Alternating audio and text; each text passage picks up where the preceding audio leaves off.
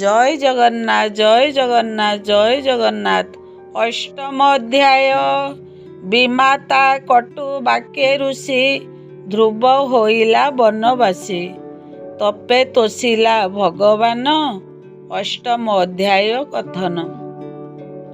मैत्रेय उवाच नारद रभूषण कादी अरुणी ज्योतिषे हंसादी ब्रह्मा कुमार एते जणे रहिले ऊर्ध्वरे तापणे तांकर गृह वंश नहीं अधर्म वंश एबे कही दाता तो नय जे अधर्म वृषा तार पत्नी नाम तही जन्मिले सुता सुता माया जे दंबर बनिता तांकर पुत्र कन्या बेनी लोभ निवृत्ति नाम लोभ निकृति नाम ज्ञानी तहिरु पुत्र कन्या जात जे क्रोध हिंसा नामे ख्यात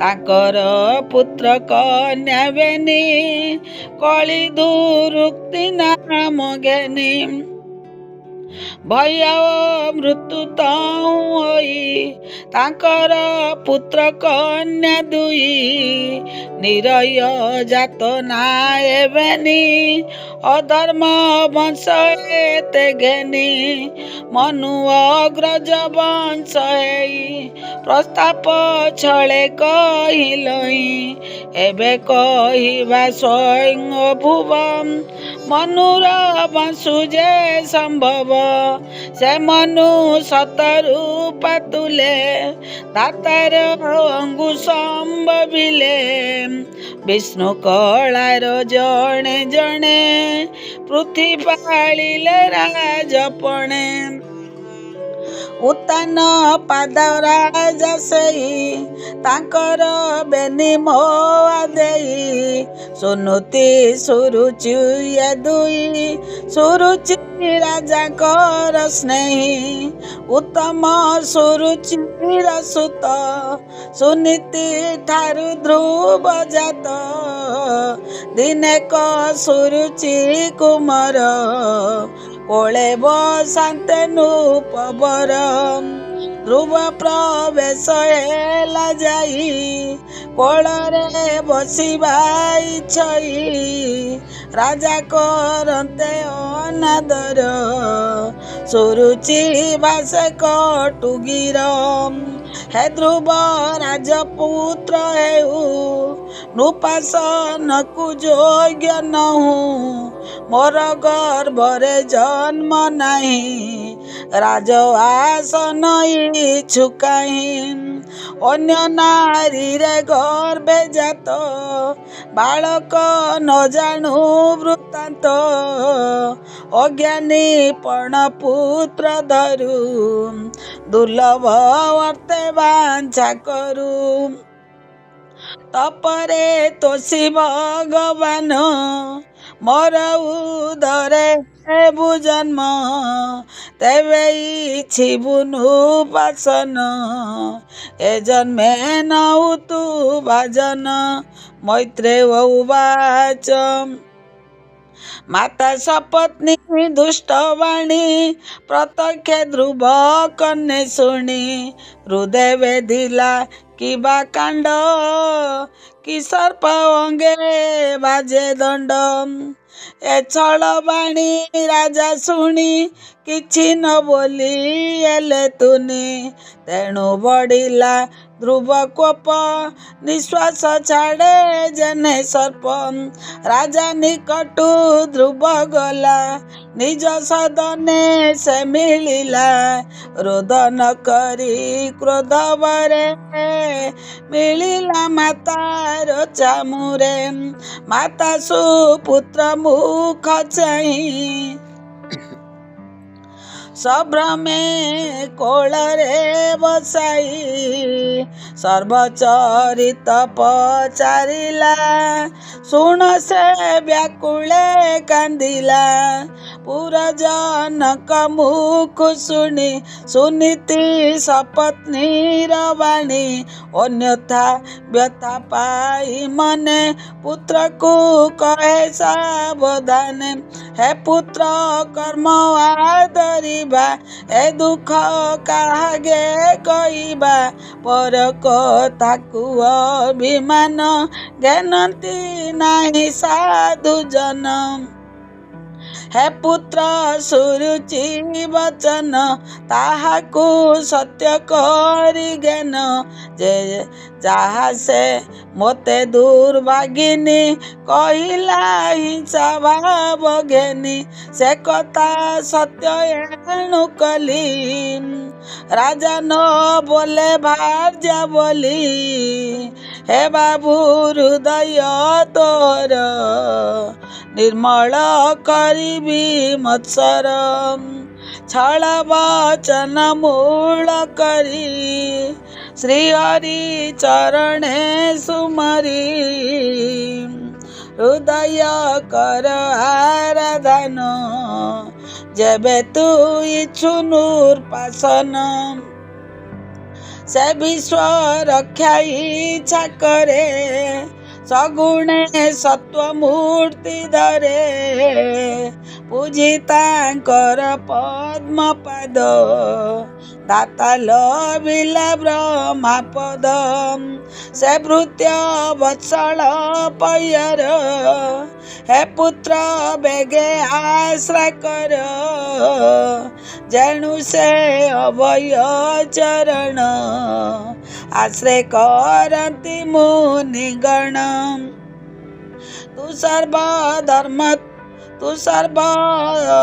ତୁ ଏବେ ସର୍ବଧର୍ମ ତେଜ, ପରମ ପୁରୁଷକୁ ଭଜ। ସେ ପଦ୍ମ ନେତ୍ର ବିନା କେହି, ଦୁଃଖ ହରନ୍ତା ତୋର ନାହିଁ।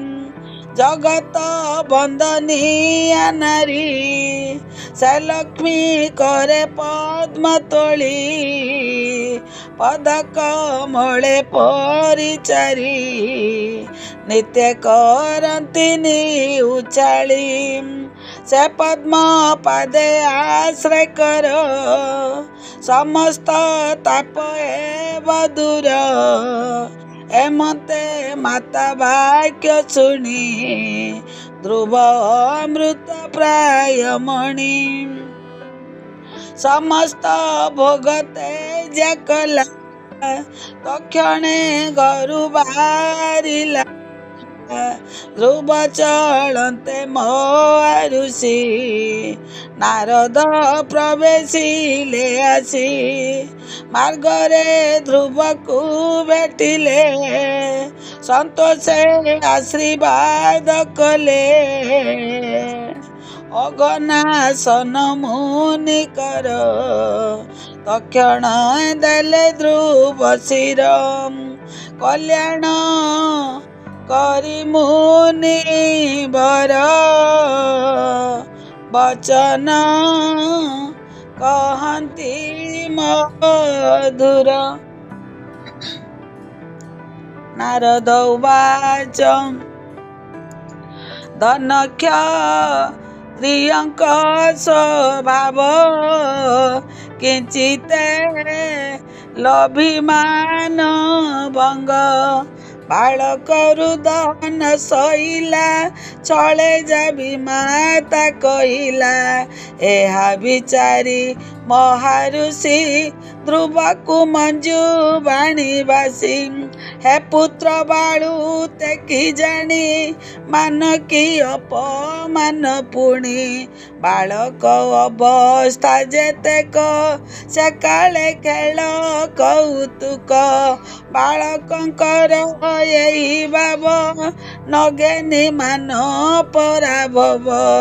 ଈଶ୍ୱର ଲୀଳା ଏ ସଂସାର କର୍ମ ଅଟଇ ମୂଳ ତାର।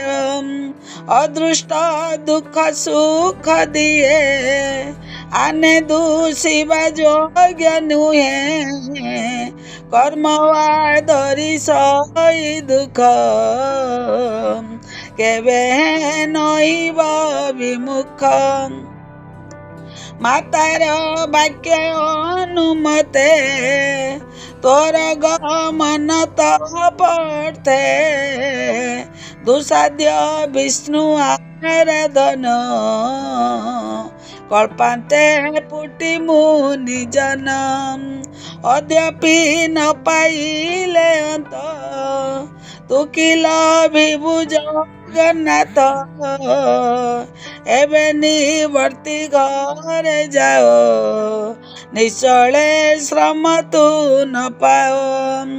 ଚତୁର୍ଥ କାଳ ତୋର ହେଲେ ହରି କି ତପେ ତୋଷ ଭଲେ। ଏବେ ତୁ ଯାଅ ନିଜ ଘର ଆତ୍ମ ସନ୍ତୋଷେ କର୍ମ କର। ଗୁଣ ଅଧିକେ ମୋଦ ଭାବ ନିକୃଷ୍ଟେ ଅନୁଗ୍ରହୀ ହେବ। ସମାନ ଜନେ ମିତ୍ରପଣ ଏଇଟି ଉତ୍ତମ ଲକ୍ଷଣ।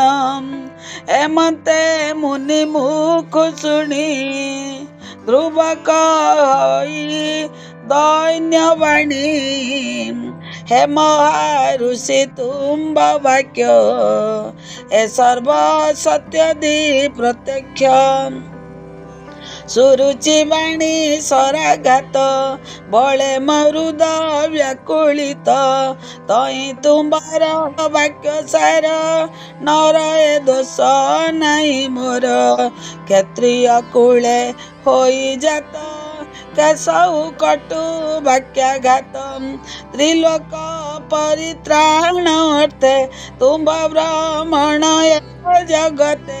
ସ୍ୱଧର୍ମ ଉପଦେଶ ଦେଇ ହେ ଋଷି ମତେ କର ତ୍ରାଇ।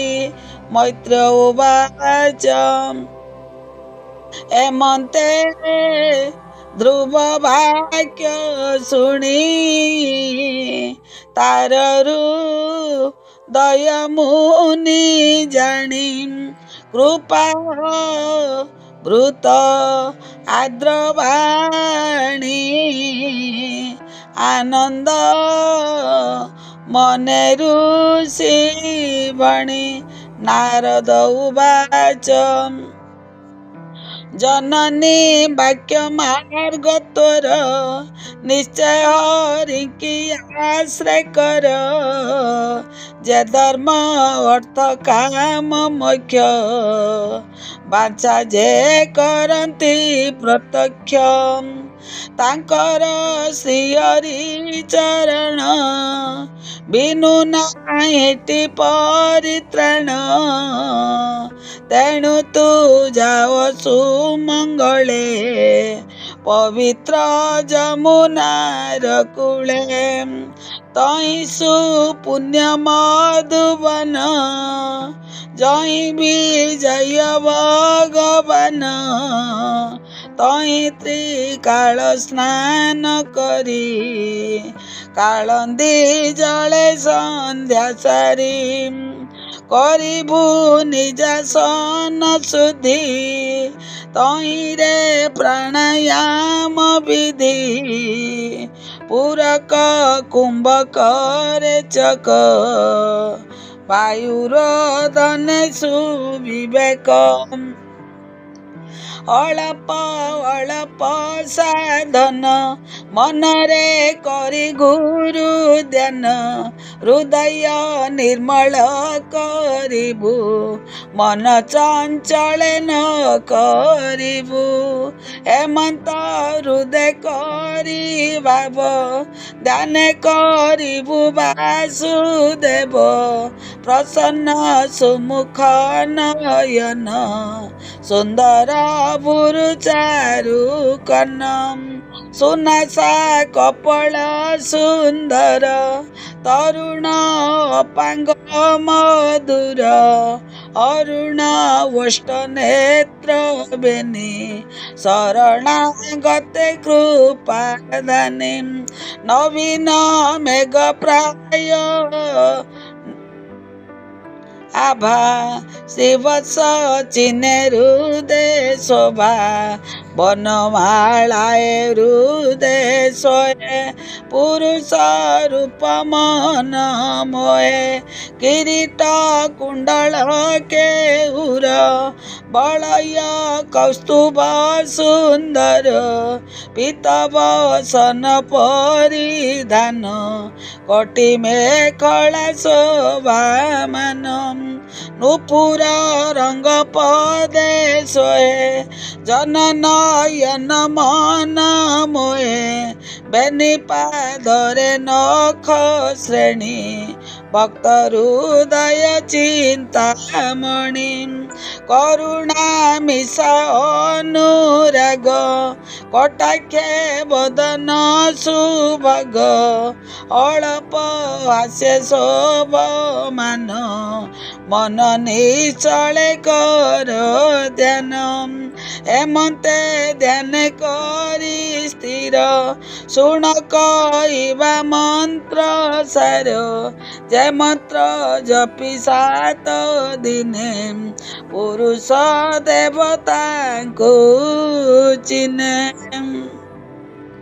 ओम नमो भगवते वासुदेवाय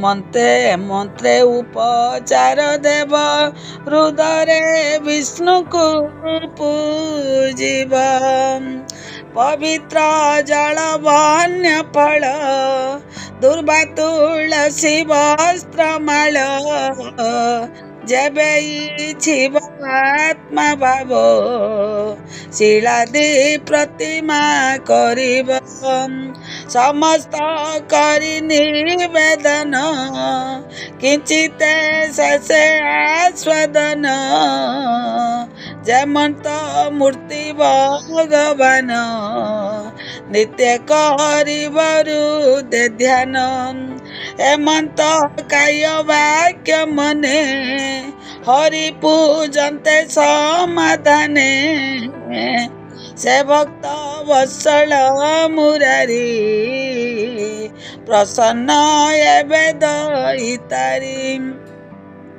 जेबे इंद्रिय निबारिब निरते हरि भावे थिब विशुद्ध भाव देखि तार मिलंती ब्रह्मांड ईश्वर एमंते ऋषि उपदेश श्रवणे ध्रुव एला तोष मुनि की करी प्रदक्षिण बेगे से गला मधुवन नारद तक्षणे चलिले राजार पुरे प्रवेशिले नृपति देखिले नारद बेगे पूजिले ऋषि पाद नारद आसन बसिले राजा को चाहि पचारिले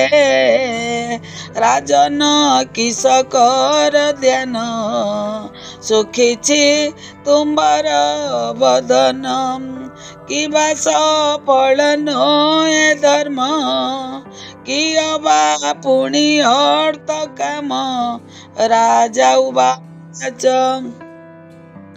राजा बोलती मुनि श्रेष्ठ मोर होइछि पुत्र कष्ट विमाता वाक्य न सहिला मो पुत्र घरु केणे गला माता सहिते नाही घरे तेणु मु व्याकुल मनरे 5 बरस भय तार देखि तरी बड़ अवन गोर पथ श्रमरे ବନେ ଯିବ କ୍ଷୁଧା କୂଳେ ଶୋଇଥିବ, ତାହାଙ୍କୁ ଦେଖି ବନ ଯିବ ବ୍ୟାଘ୍ର ଯେ ନିଶ୍ଚୟ ବକିବ।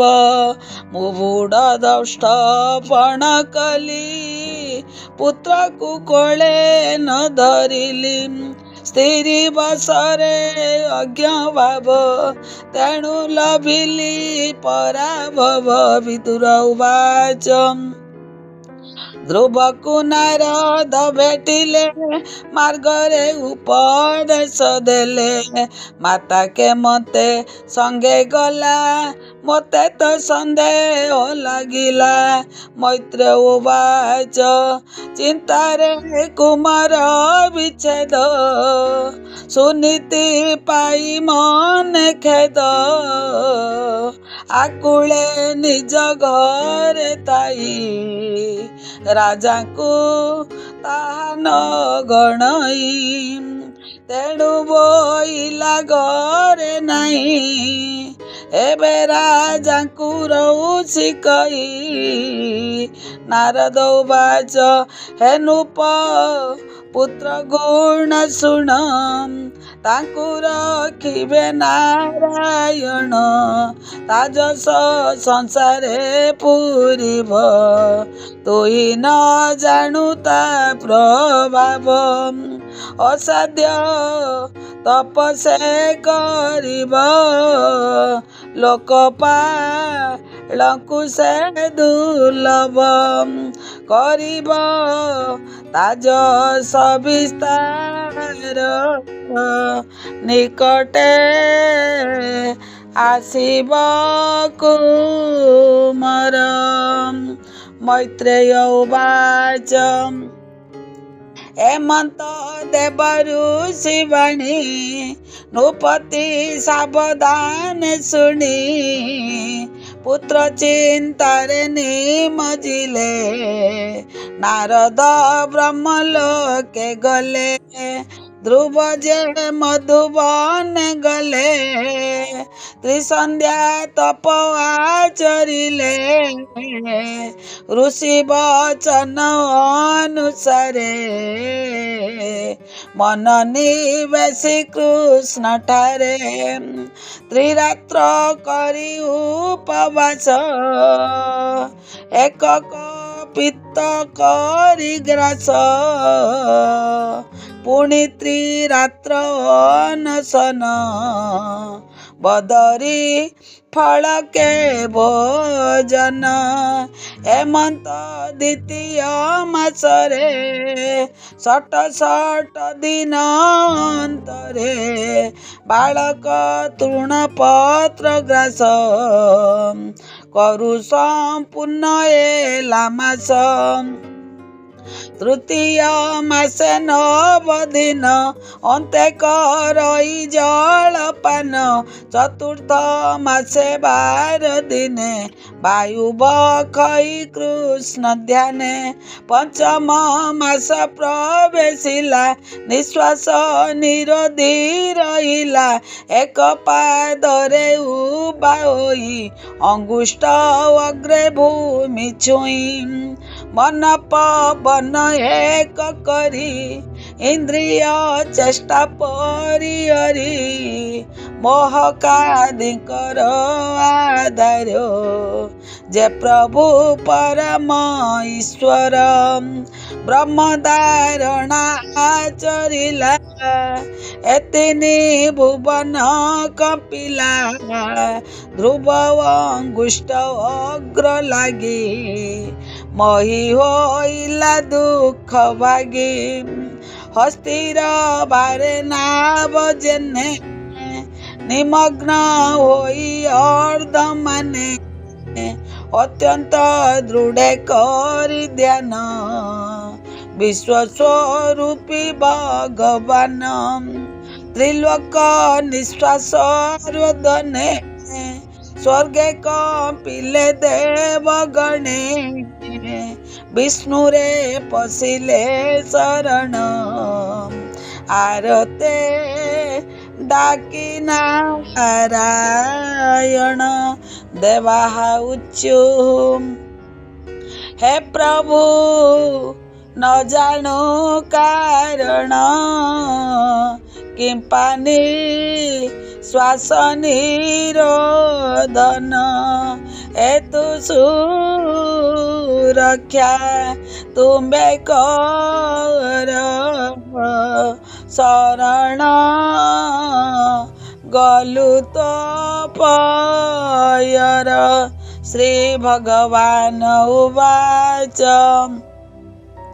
भयन कर स्वर्ग लोक तपस्या कर बालक अति कठोर तप करे मर्त्य जमुना नदी तीरे ताहाकु निवृत्त कराई वांछित वर देवी मुहि शुणी श्री हरिर वचन देवे ध्रुव को कले धन्य उत्तान पादराज बला तपे विष्णु को बस कला कई दास जगन्नाथ कृष्ण महिमा भागवत ध्रुव हृदरे चिंते जा से प्रभु मोते वेशाम इति श्रीमद् भागवते महापुराणे पारमहंस्यां संहितायां चतुर्थ स्कंदे ध्रुव चरितं नाम अष्टम अध्याय आसंता काली नवम अध्याय भीमस्यापि रणभंगो मुनेरेपि मतिभ्रम जद्यं शुद्धं मसुधवं मम दोष न विद्यते। जय जगन्नाथ जय जगन्नाथ जय जगन्नाथ।